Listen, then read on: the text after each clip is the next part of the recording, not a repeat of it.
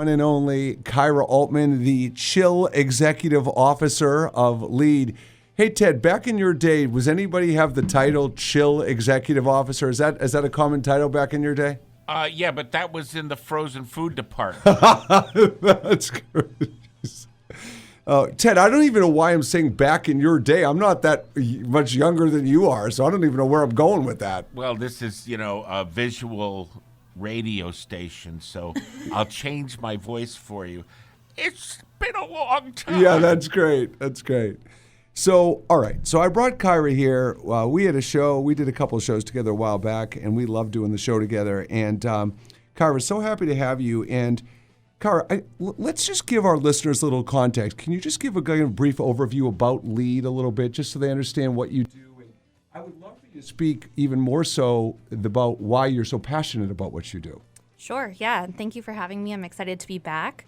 So what do we do? Well, we work with community organizations, many of which work with youth or serve youth, as well as companies and really big entities and enterprises, and we help them craft solutions to promote the mental health and inclusion of their employees. So basically, what we're doing is we're providing education based on their needs, their challenges, but also based on their strengths and with a lens of human services and social justice.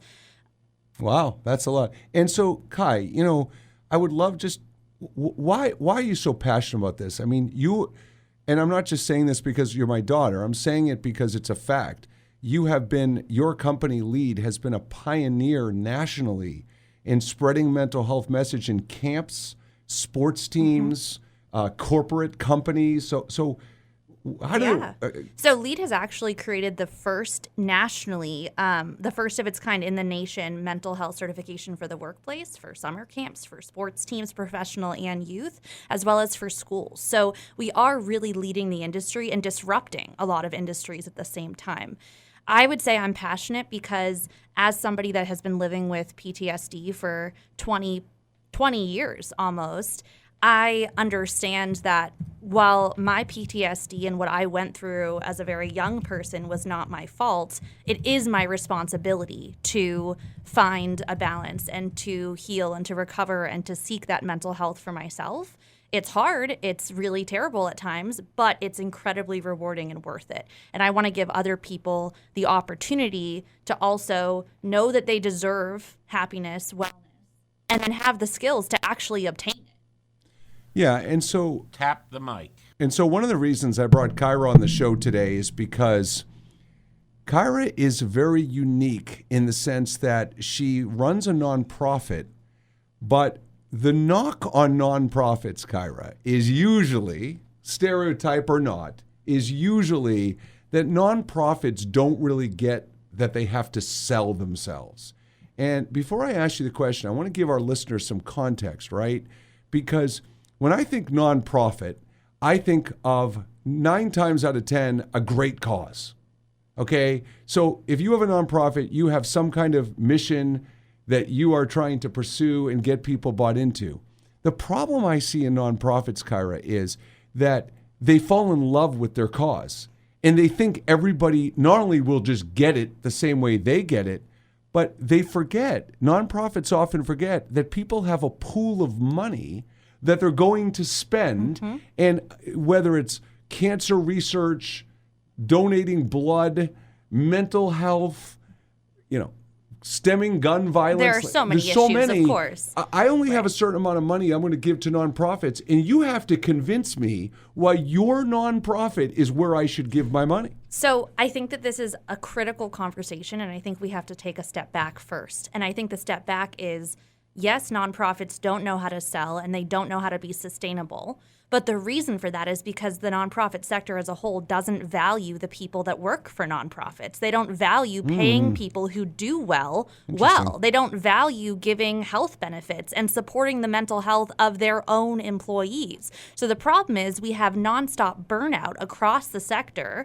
and we know that nonprofits that rely on grant funding actually have employees with worse mental health, which is why even though LEAD is a nonprofit, we're structured as a social enterprise and are not reliant on grants at all for that reason. So the first thing is getting nonprofits to understand that you want to make money, but it's actually to support your people. It's not just the mission that matters. It's the people that are actually doing the work, and it's how we do the work that matters just as much.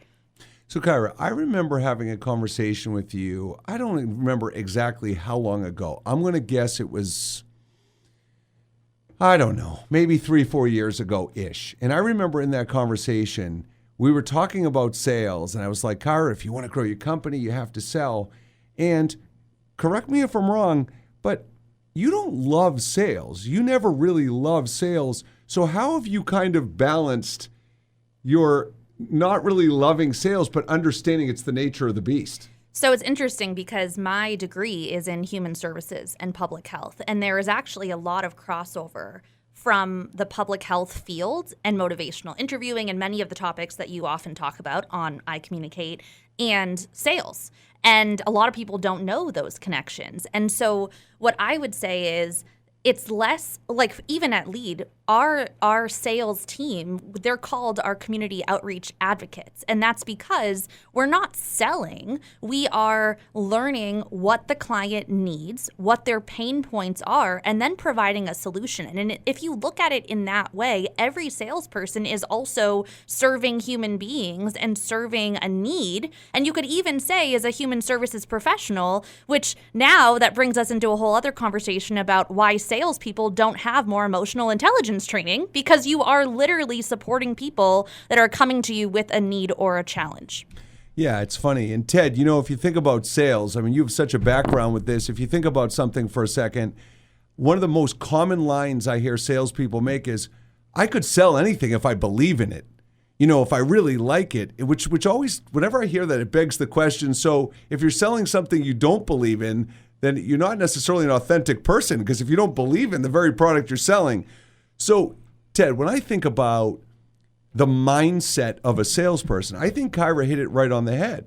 If you frame it in a way where you're being pushy and aggressive and have to push something at someone, as opposed to, no, you have a problem, I have a solution, I genuinely want to help. Ted, why do you think that's a mindset struggle for a lot of people? Well, first of all, if you are in sales, your job is to fulfill a need with a product or a person that's going to make it happen. What's different in fundraising is you need to determine that your target shares your concern regarding the issue. So the product in this case is like a stock or a bond or a financial instrument. It's not tactile.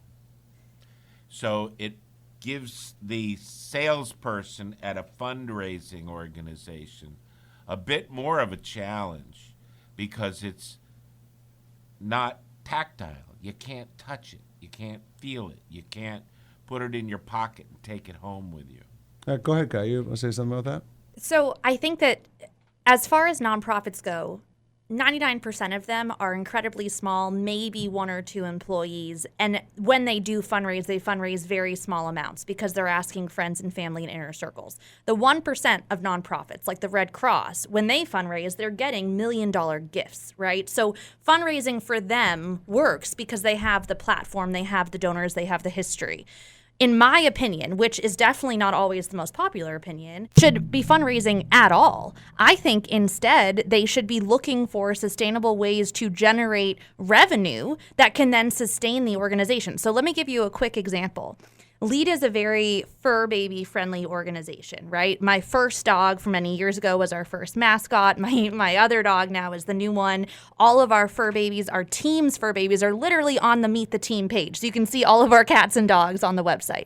With that said, we worked with an artist on Fiverr to pay $2 to get a custom created vector graphic of someone's animal. We charged $25 of a donation for it. And then all of the completely passionate, ridiculous pet owners like myself are going to pay $25, get a graphic of their pet. They can put on literally anything, a t-shirt, a mug, whatever. And we are only losing $2. that's a $23 profit right there. And that is what I believe nonprofits need to start doing, being smarter with what their ask is and actually bringing value to the donors that are giving. Yeah, well, sure. Can I offer just a way to make it more entrepreneurial? Is to think of that $2 as your cost. Correct. It's not a loss. It's your cost. And you got to spend money to make money. Oh, yeah. So, but a lot of nonprofits don't always have even that money to begin with to spend, which is why we need these entrepreneurial ventures. We need more of that social enterprise B Corp model that so many nonprofits are scared of or don't believe in because they think that people should just give. So, Kyrah, can you educate our listeners? Because I don't know that a lot of people are familiar with what a B Corp is. So could you just quickly educate what that is? So LEAD identifies as a social enterprise. We are technically a 501c3 nonprofit, which means we can get the best of both worlds. We can get donations, we are tax exempt, and we also, because of how I have built it, are self-sustainable and don't rely on donations or grants. A B Corp is a for-profit company, so it cannot receive donations, but it has a social mission. So you can think of like Tom's Shoes would be a B Corp. So you can do that as well, and many for-profits do have a social good kind of branch. 1 minute. But at the end of the day, right, like I would rather be able to take that random surprise $1 million donation and then also be sustainable and support the well-being of my team and get the best of both worlds. Okay, so when we come back after our first break, we're gonna talk more about this, and we're gonna get into the concept of we're all salespeople, individually or as an entrepreneur in an organization. We're gonna talk about when Kyrah first realized when she was a salesperson and whether it was subconsciously or consciously.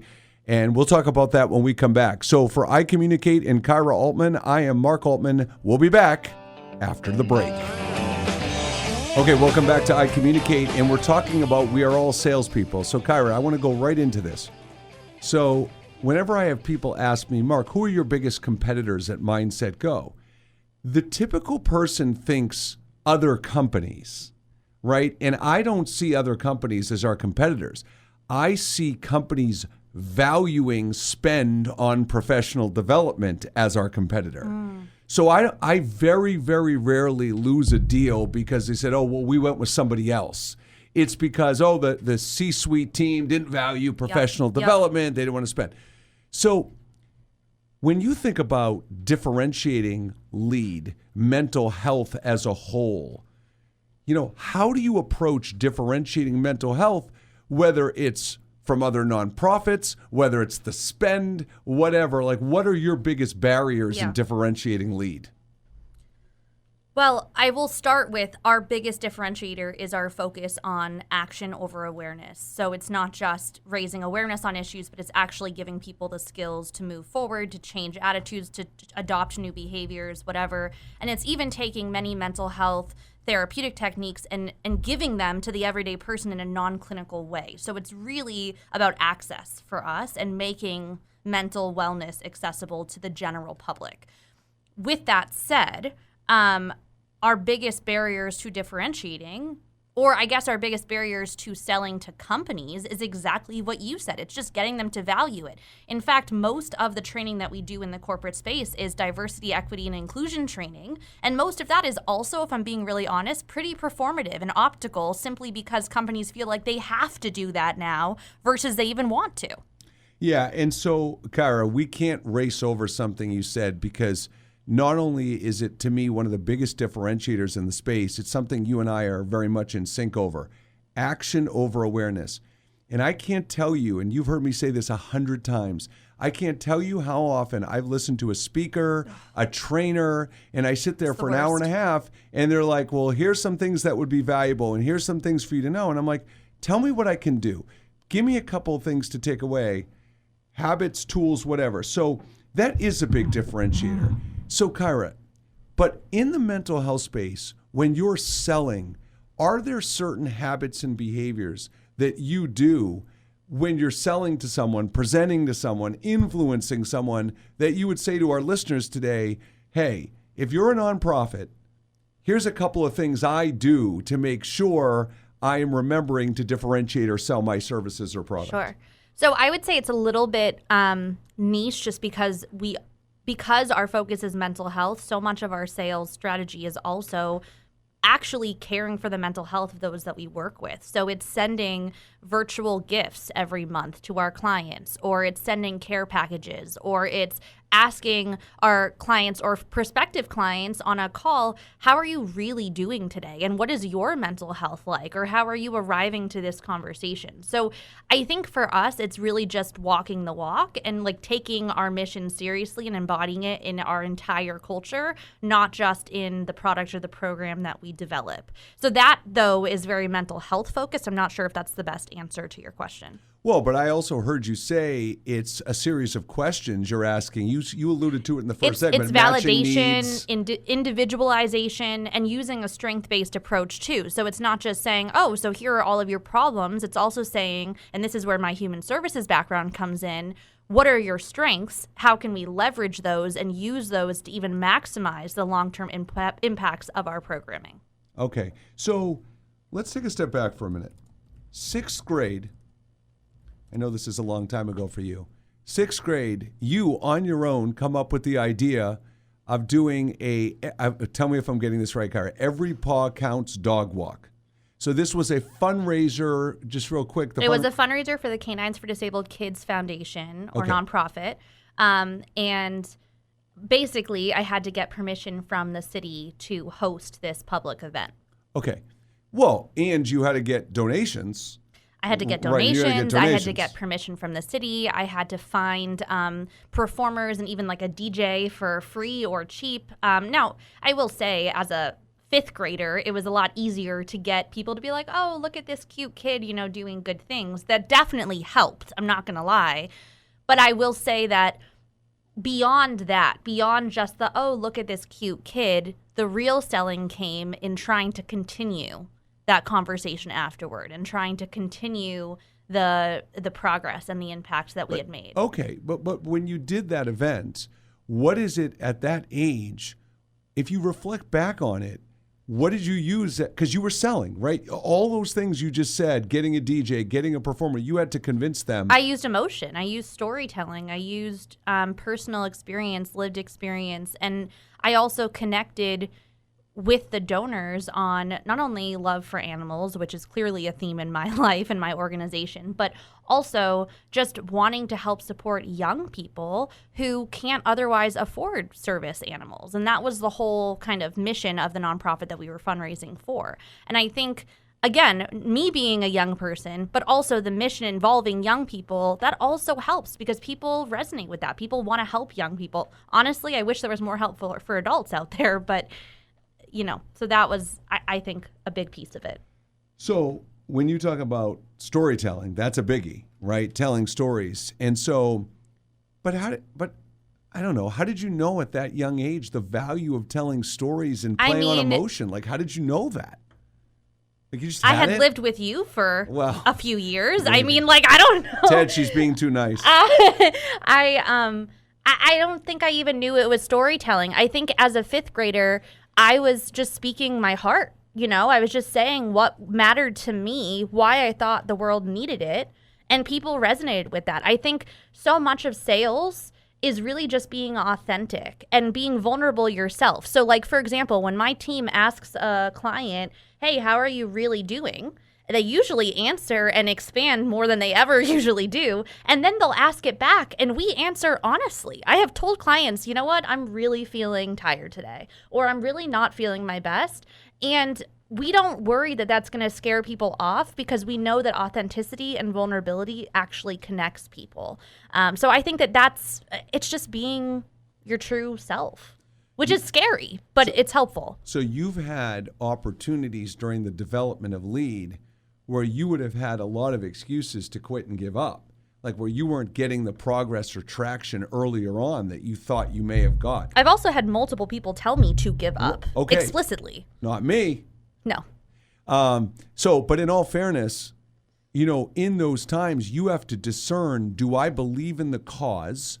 Do I believe in our mission? Well, you've always believed in the mission, but I guess the cause that's a sales step, right? Because if you're not generating enough revenue, those times when you had doubts, how are you able to say, no, we got this, I'm sticking with it? And because you've grown, your company's grown so much today. So how did you stick with it? Why were you able to stick with it? Yeah, I mean, as an international organization now, I think, honestly, I think it's because of the quality of what we provide. And I think it's the testimonials. We're very big on collecting data and feedback, and we're very big on getting testimonials and feedback from clients, and even just recapping with them to learn how we can improve the next time we work with them every single time. And because of that, I think that I have heard so many stories of people's lives being saved and changed due to conversations and training that we've offered. And complete communities, their cultures being shifted in significant ways. And I think that even when we were making no money and we were a team of very small, the impact was still very big. And that impact is only amplified now, but that impact, I think, is what keeps me going, because I literally see firsthand what it's doing to the world. So Kai, as you've expanded Lead and added more people, and you bring on people, whether their full role as a salesperson or their partial role as a salesperson, my question to you is, we started the show today talking about the mindset of someone who goes into a nonprofit. They don't think sales, they don't think growth, they don't think outside the box entrepreneurial strategy. How have you shifted people's mindsets to realize the importance of differentiating? Has that been hard? And is it something you're very mindful of, knowing that the typical nonprofit person, it doesn't think like that? I actually think that that's changing rapidly, especially due to the pandemic. And I think, and also just the Great Resignation in general, I think a lot of people are realizing that these systems are really not helpful for mission-minded people that want to work in nonprofits but then get burnt out and are not cared for. So actually, when I have been hiring over the last few months, we've gone from a team of 2 to 7 in 6 months, which is pretty exciting. In that time, I have seen so many people who are mission-minded but also want to make a lot of money and want to have benefits and want to live a happy life and not be shamed for it. Really? Yeah. And so I actually am seeing this shift. Now, it doesn't mean that it makes our job any easier. It's still tough to do the work that we do and to sell, but it's a lot easier to justify, you know what, this is our cost, this is our price to clients, knowing how much we value our products, our programs, and also how much we value our people. Well, that's very interesting to me. It's been fascinating. And I got to tell you, when we come back for our next segment, this is I want to tease this, because right? people want a lot now for their job, and they should. But nonprofits can't keep up. So, Kyrah, as you know, I'm a national speaker on generational communication. And so the reason why what you said is intriguing is because you said things are changing where people, what I heard you, my interpretation of what you said is the younger generations are more driven, more aware of wanting to make money. When if you asked older generations, they would be, if they heard you say that, they go, what, introduce me to those people. So when we come back, we're going to talk a little bit about generational communication, and I want to explore more of what Kyrah's finding out, because I think that's a very interesting topic to our listeners. So for ICommunicate and Kyrah Altman, the Chill Executive Officer of Lead, I'm Mark Altman. We'll be right back. So I just have to share an interesting conversation Kyrah and I had going into the break about people. And Kyrah was, our friend Jasmine's in studio, and Kyrah was talking to Jasmine about how, my dad loves people. He's always loved people. And the reality is, I do love people and have always loved people. It's just as I've gotten older in the last, say, 10 years or so specifically, I've become more accepting of people. And the hardest thing, I think, for human beings, and Kyrah and I were just talking about this yesterday or 2 nights ago, is to not be judgmental of people. And when people disappoint you and they let you down and don't meet your expectations, boy, it is so tough in those moments. And I think that's what I'm constantly working on. And that's why I think I'm good with people, because I'm constantly working on myself and being more accepting and not being judgmental, as hard as that is. And in sales, Kyrah, it's funny because there is such a crossover for mental health and sales because, and I'm not even talking about we're all salespeople crossover. I'm talking about that sales emotional intelligence. When you talk about motivation, I mean, you're getting ghosted and rejected in sales all the time. So from a mental health perspective, and Kyrah, this is funny. I've never said this to you before. So if you're a sales executive and you have people on your team that aren't making calls, aren't satisfying the activity goals that they're supposed to be done. So that conversation, what it looks like is typically, if you work for me, it's, so Kyrah, I noticed you haven't been making as many calls this week. The goal is 25 calls a day. You need to make calls. As opposed to, geez, Kyrah, all of a sudden you're not making calls. I'm curious as to why that is. And very often it could be because people are sick of, and you know what it is? Well, there's also a lot of call anxiety in millennials. Like, millennials don't like being on the phone. All right, well, so we'll get like, to that in 1 second. But just to finish the point, it's not just rejection. It's not just being ghosted. It's the lack of instant gratification. Because most of the time when you call someone on the phone these days, you get a voicemail. You don't even get a live person. So there's so many deterrents mentally to even want to make those calls. And I want to add one thing whatever to that age you are.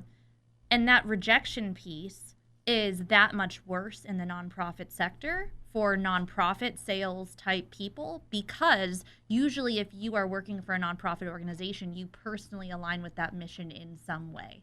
So it's not just a rejection of your nonprofit, it's a rejection of the mission. It's fair. And potentially even a rejection of you or people that you love. Makes sense. And so that's also why it is so deeply difficult for many people in that space. That makes a lot of sense.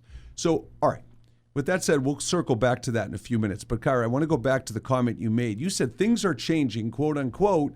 We're finding more and more people, and if I'm reflecting back what I think I heard, so you'll correct me, is that more and more people want to have their cake and eat it too. Like, they want that work-life balance, but they're driven. They want to make a lot of money. So it's interesting. What I'm finding in the rapid hiring that we've been doing is that people don't want to work 40 hours. They'd prefer closer to like 20 to 35-ish. I'm finding very few people want to work the full 40. I'm also finding that people want high salaries and lots of benefits. And all of these things are good things. Like, I think that people should get those things and should want those things, and maybe even should be able to get those things at 20, 30 hours a week. However, it's just, that's very, it's almost impossible for many for-profits. So for nonprofits, it makes it even more difficult. But that's kind of the theme of what I'm seeing. People want more. They want to work less, and right. But what I thought you meant, and I want to clarify, is wanting more and doing what it takes to get more. I thought you were saying they're driven to get the money. That's where the disconnect was for me. I think the stereotype is they're not. People are driven to find a workplace that aligns with them personally, that they can connect with as far as a mission. Like, the people that I've been talking to are very mission-oriented, care about people, care about making a positive change in the world through their work. That, I find, is a separate conversation than the money time piece. Okay, but I'm going to ask you again. Are you finding that millennial, Generation Z, whatever, are you finding that you're not seeing a change in their drive and motivation to make money, are you? Because that's where I'm like, really? No. I'm seeing there is much more of a wanting more money. I don't know if the driver motivation is there, but this also brings up a much bigger conversation about, like, it's very easy to say, well, people just aren't motivated anymore or they don't want to work hard for their money. But at the same time, it's like, the fact that we have to work to make money, to feed ourselves, to pay our bills within a capitalistic society, like, that in general is setting us up for failure. So I don't want to necessarily, like, criticize people for wanting more and doing less. Like, I think we all do way too much. So it's just tricky, like, it's just a really tricky balance. Well, I would never want to criticize someone for the ambition to want more and work less. It just has to be tied into a work ethic and an effort. Now, with that said, here's the thing that I think we got to figure out. If you have a generation that wants to only work 20 to 30 hours a week, I don't care. What's the difference between having one employee at 40 and two employees at 20? Like, I don't care. But the point I want to make is that the thing we have to think about is, I don't care whether you want to work 20, 30, or 40. Are you committed and motivated to maximize your time regardless of how much you're working? So, well, the difference is benefits. because benefits cost a lot of money, right? So the difference is, are you going to give somebody who works 10 hours a week full-time benefits No. and health insurance for them and their partner? No. But a lot of people would say, well, you should. That is the employer's responsibility. So that's the issue, right? Like I would Unilaterally, regardless of how many hours they work, so this is where the well, is entitlement thing healthcare a comes human in, right? Is it entitlement, or is it wanting healthcare as a human right? Again, these are really tricky. But the company isn't responsible for that. Why not? Because so all I have to do is work 1 hour and I get health care. There's no minimum or requirement. It's not a company's, look, we're not going to turn this into a political thing because I hate politics. I don't know the answers either. And I don't even have a strong feeling one way or the other. I guess I'm just trying to answer your question. Like, that's what would be the issue with having a bunch of part-time employees and then also paying for full-time benefits. Well, that would be the financial challenge for businesses. It becomes an issue if the expectation of the part-time employee is that they get health benefits. And they want them. Right. Right? So that's what I'm saying. They want less hours, but they want more in money and in benefits. Right. And that's challenging for any business to afford. Look, I think the bottom line is, my big thing about generational communication is to stop stigmatizing and stereotyping generations and look at people individually for who they are. Yeah. If someone, even to take this one step further, if someone says, I want 20 hours and I want benefits and full benefits for 20 hours, that would not automatically be a deal breaker for me. I would want to understand what the output and expectations for those 20 hours are. And what I see, Kai, in generational communication is we tend to be closed off. We hear certain things and we're like, oh, well, if that's their expectation or they're entitled. But I would say, well, hang on a second. What is their job description? What are they going to be doing? Because can we agree that you and I have both seen people in our different stages of our career? We know people that work 20, 30 hours a week that are way more impactful and productive than people work 30, 40 hours a week. Yeah. So the amount, the quantity is not always the deciding factor. And that's, I think, a change a lot of companies are having to make right now in evaluating it that way, right? No, for sure. And I think it also comes, I mean, this is why, in my mind, inclusion in mental health work and these really tough conversations are so important, because then that also brings up the question of, so is quality of work versus quantity of output, is that the determinant of how much somebody should be paid, right? And that's how we've been looking at it for generations. Forever.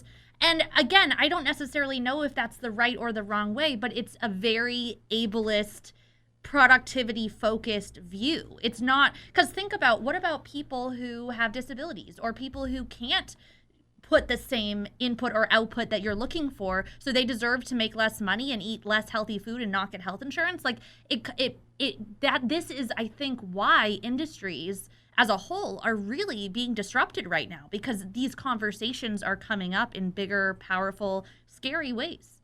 Guy, I want to talk about, you've mentioned a few times on the show today, you've talked in different ways about the value of how you treat your team, your employees. And I got to ask you, I think this would be true in a for-profit space, but in a nonprofit space, you have really prioritized culture. You have really prioritized, we'll call it the social aspects of culture. And are you, I'm going to say this in kind of a funny way, are you like super fired up that when you interview people to join Lead, talk about differentiating yourself, right? That you have built-in advantages. Oh, yeah. Because so few companies really can sell that, right? I will say I'm very fired up about it, and I'm very proud of it, because I know the hard work that's been put in to even make that possible. You know, like for 8 years, I wasn't getting any money or even a paycheck, and like now we're growing and we're able to really give all of these benefits to people. So like there's a lot of pride. I will also say, as someone who definitely is much more of an independent worker and thrives more on my own than in big social settings, I personally don't always benefit from the amazing culture that we have at Lead. And so, like, it again comes back down to the individual. Some people might not want the group yoga sessions on Monday and Wednesday, and they might not want those things. So yes, of course, I'm proud of it, and I share that in interviews, but I've also found that those benefits are more or less exciting based on someone's interests, their personality. I mean, even the work from home thing, right? A lot of people hate working from home and a lot of people love it. You just have to figure out who those people are. Well, and I think that's one of the things in our discussions that I think Lead's done a really great job of is really it's the love language thing, right? It's meeting people where they're at and really motivating, recognizing and appreciating people for what they want as opposed to just a standard template-based approach. And respecting people's boundaries too. I mean, we set boundaries with each other all the time and in a really positive, productive way. But if we don't have the capacity for something, or if we can't show up to something, or if we're not in the right headspace, we tell each other, and there is that understanding that we respect and maintain those boundaries as well. Okay, so when we come back for our next segment, we're going to talk about surprising times when you sell when you don't even realize you're selling. So for Kyrah Altman and Mark Altman, we'll be right back.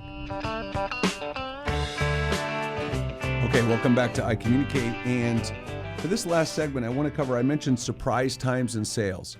Kai, can you think of times, personally, professionally, either when you're selling, and again, we don't like the word selling. When we say when you're influencing, motivating, when you don't even realize you're doing it, it doesn't even have to be in your professional life. Can you think of some times where some of these skills have become so ingrained in you that you do it when you don't even know you're doing it? Oh, I'm so sorry. I have a terrible answer for your question, but I really try not to talk about work in my personal life. No work. So you mean just like selling yourself in general? What about times when you're with your friends and you have to influence them on what you want to do with the time and hang out? What about something like that? That's influence and motivation if you want to do something more than someone else. I think it just comes back to vulnerability and authenticity for me. So like if I'm with a group of friends and 3 of them want to go do one thing, but I want to do something else. And the reason I want to do something else is probably because I'm tired or not feeling my best. I'll tell them that and share how I'm feeling and try to figure out a compromise that makes sense for all 4 of us. So I think it comes back to that, but I'm also afraid that's not really the answer that you were looking for. I'm not looking for any answer. But I do think that's sales because the way you framed it is being vulnerable. And it's also telling a story. Yeah. Right? It's still like you're not just saying, "Hey, I don't want to do this. Can we do something else?" Well, you're and saying, it goes "Hey, two why?" ways also, right? Like if one of my friends or even if a colleague really wants to do something or really feels passionate about something and it is within my power and capacity to help that be done, I will do so because it's that emotion, that vulnerability that I'm seeing and then trying to help someone through. So, Kyrah, back to nonprofit sales, I want to talk about barriers to entry. So, how have you shifted your approach as you've learned, specifically in the corporate space, as you've learned more about the obstacles and challenges? Do you feel like you've shifted your strategy in terms of how you sell into corporate now that you've more learned some of the barriers to entry? And if so, how? Yeah, I think because there are so many trainers out there that are just so boring and so ineffective, and I mean, that's one of the reasons why I am the trainer I am and why you are the trainer you are. Because of that, I think so many companies want to see what you have to offer before they're willing to invest in it, period, especially for topics like inclusion, equity, mental health. Like they need to see that it actually matters and will help them personally before they're willing to then advocate it for their staff, their team, whatever. And so we have actually found that free webinars have been a huge success for us in finding new clients. So we offer free mental health and DEI webinars every single month, tailored to HR professionals, corporate managers, C-suite, the whole thing. And that's actually how not only do we get to meet people, they'll leave saying, wow, this is the best professional development we've ever attended. Of course we need to talk to you more. Of course we need more information because this just changed my life. So a big part of it is connecting with them personally, showing them personally how they can benefit from Lead. And then from there, they're willing to be an advocate. Do you find, in my experience in sales, that when you price something for free, it often diminishes the value and people, they might not, they'll sign up, but they don't show up. They don't take it seriously. Have you run into that? Do you worry about diminishing your value when putting something out for free? Yes, definitely. However, because of our mission and our values on accessibility, that's a big piece of making our programming accessible to the public. So if we do work with a client who's like, listen, we have zero money for this training, we have the option of saying, hey, go look at our website and access every free webinar that we've recorded for 2 years for free with your team.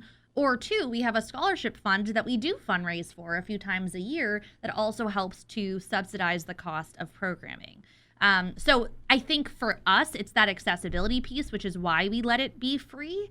However, I do think you're right. I think people don't value it. I think more people ask for the recording than want to show up live. I know if I register for a webinar, I almost never show up live. And if I do, I'm distracted, right? And so there are definitely challenges involved, but I also believe you meet people where they're at and you start from something. And usually that's just getting that one person in the virtual door. Well, and I can't believe I was going to forget to bring this up, you did something to really differentiate Lead when, and I'm not going to remember it, but I'm sure when I say this, it'll jog your memory. You gave if a corporate client, you would give some of the money, you know what I'm talking about? Talk about that, because that was a huge differentiator, I thought. We thought too, but nobody cared. Really? Yeah. So the Robin Hood Initiative, which we still have, we changed it, the name, the language of it, we changed to more like our 1-for-1 model, which basically means if a company pays for mental health or DEI training for their staff, we will donate equivalent free training to a nonprofit who doesn't have the money to pay for it, who works with youth in the community. They can even choose the nonprofit. What we've found is that companies, it usually is not enough to make them decide to work with us. And even in the times that we've used this initiative, even the nonprofits have said, no, we're good. When we've literally come to them saying, hey, we have this free training to offer you, and they've literally said, no, we're good. So it's been kind of shocking that it hasn't picked up like we would have wanted it to, but that's just one of those moments of you live, you learn, you pivot, and you move on. Well, that's exactly where I want to finish the show with today, Kyrah, is the word pivot, because that to me, when I look at your growth as a person, as a professional, that's where I don't see nonprofit. We talk about how nonprofits don't like to sell or don't value selling, the pivoting and the adapting. Yep. Hey, I tried this as a differentiator. Need to change the language. Right. Need to change the approach. So how about that?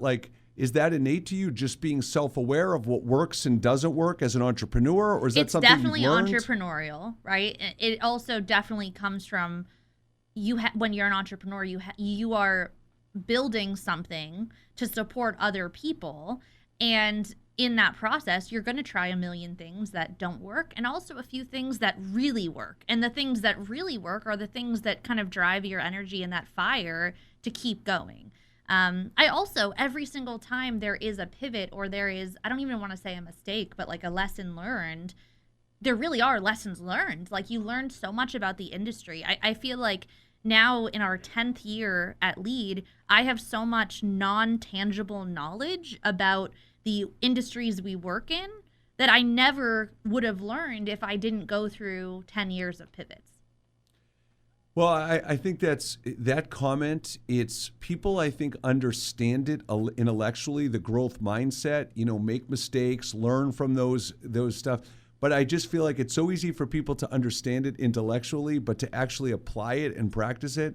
But you have to have the skills of resilience, and it's not just there. You have to learn resilience, and that comes from patterns of messing up or failing, and then learning that you can trust yourself to move through that and move forward it. And for a lot of people, they don't have that trust for themselves or the world. Yeah, and I think from a mindset perspective, I'm really become a big fan of Stoicism and Greek philosophy, and Ryan Holiday talks about the advantage mindset, and the advantage mindset is the growth mindset on steroids. The growth mindset is, hey, embrace failure, learn from your mistakes. The advantage mindset is, say, how did this failure or disappointment serve me? How will it serve me? How has it served me? And I think, Kyrah, there are so many things personally and professionally in life when people show up and they just disappoint you and you just don't get it. Why are people acting the way they are? Why are they saying what they're saying? Why are they writing what they're writing? And I think in those moments, personally or professionally, when people just let us down, it's so tempting to second guess yourself and go, hey, well, why did I take that path? Why did I choose that? Do I need to change? Do I need to do anything different? But the reality is the sphere of influence is control what you can control, let go of what you can't, and influence what you can. And I think for you, that's been something that you have, as your dad, over the course of your life, you've built up resiliency. Doesn't mean you're not human and you have your moments, but to look at that advantage mindset, I think is significant. I also think that a big part of it comes down to just trusting your human intuition as well and your entrepreneurial intuition, because there have been multiple times where I've wanted to pivot, or I have pivoted in a way that wasn't really my idea, or maybe I was influenced by like my board or other mentors in a certain way. And I knew, my gut told me, I don't really think this is what's going to move us forward. And it didn't. And usually it was the moments of stopping that kind of dialogue and focusing back in on what I know is true for Lead, for my life, for my team. That has actually been what has amplified our growth. And so I think so much of resilience is trusting yourself that you will be the one to get through that. Yeah, and so I think, look, the last point I want to, just as a summary in our last 2 minutes, Kyrah, is just want to go back to where we started today. One of the recurring messages I've heard on the show from you today about nonprofits and sales is it's really the mindset, right? If your mindset is to sell and be pushy or aggressive, that's not you, that's not who you want to be. So just in summary, if you were to cap off 2 or 3 tips for other nonprofits or other companies out there, what are the 3 mindset keys for sales in your mind? I would say to stop looking at making money as this evil thing, right? Like money, there's so much emotion tied to money. We are really uncomfortable around money as a human population, and we have to stop looking at money as this evil thing that we're like sneakily trying to get from people, and instead look at money as an amplifier of well-being, of supporting our team, of growing the business, of creating ethical jobs. Like, money is not necessarily evil, or it doesn't have to be. And I think that that's a shift that I hope both for-profit and nonprofits begin to abide by. Awesome. All right. Well, if you want more information on Lead in the DEI and mental health space and doing some training and consulting, Kyrah, what's the best way for people to reach you? info@leadnow.org. Why wait? Just lead now and take action. Love it. And if you want more information on Mindset Go, working with leadership, communication, emotional intelligence, and sales, that was a mouthful, it is 978-793-1159 or info@mindsetgo.com. Kyrah Altman, thank you so much for joining us here on ICommunicate. Ted, you rock. You're a producer. You're a contributor. You are a Ted of all trades.